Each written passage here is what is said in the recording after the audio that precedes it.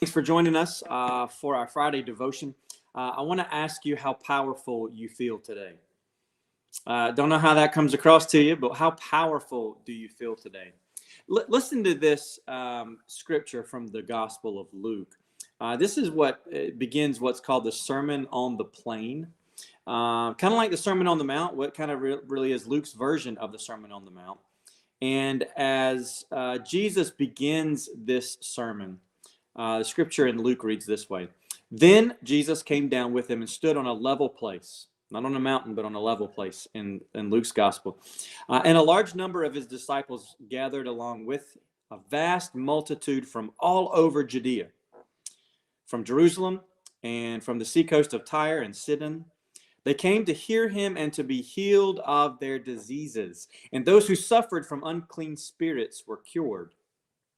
The whole crowd was trying to touch him because power was coming out from him and healing them all. Jesus goes on to share the Beatitudes and jumps into his longest sermon that's recorded in the Gospels, the Sermon on the Plain in Luke, the Sermon on the Mount in Matthew.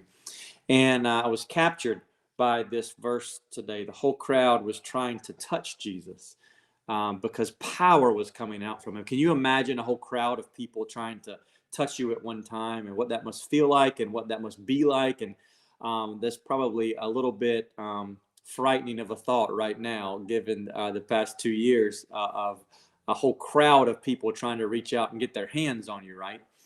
And this passage says they were trying to touch Jesus because power was coming out from him. Now, I don't imagine that Jesus was like an electrical power line and these lightning bolts of power were coming out of his hands and feet and eyes and mouth, right? But somehow power was coming out from him. When you think about the word power, I wonder if you just take a pencil or in your mind or on your hand or on your phone or whatever you got right now, and just if you were to try to define the word power, what does it mean? If you're watching online, you can type it in the chat even. How would you define the word power? You know, I actually ask this question a lot in some of the training that we do for clergy across the state of North Carolina. We talk to clergy about a lot of different things, but power is one of them. And when we ask folks across the state to define power, they probably do exactly what you did today. And most people, I'd say 80% of people that we ask to define this word, define the word power using the word control. Did you use that word when you thought about a definition of power? Something like the ability to control others. I don't know if that's how you define power or not. Maybe you just said, it's electricity. Well, yeah, in a way, that's a different definition. What does it mean to be powerful? Most folks in our society today think that power is about controlling other people. The whole crowd was trying to touch Jesus because power was coming out from him and healing them all. So here's what's interesting. Power is not about control. The word power actually comes from a Spanish word, poder, and it literally means to be able to. That's it. Not to be able to control someone, but just to be able to. So to have power is to have ability. To be powerful is to have the ability to do things.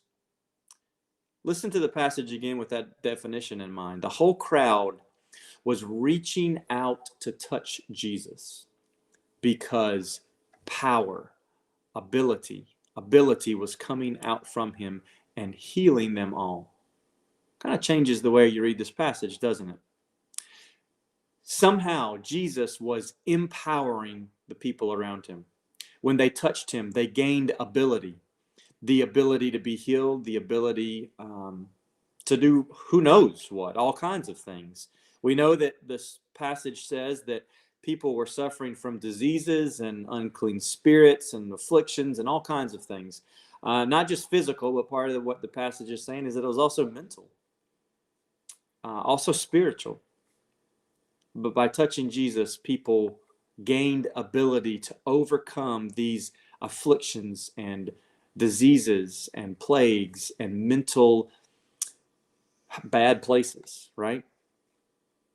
So I wonder how Jesus is empowering you today.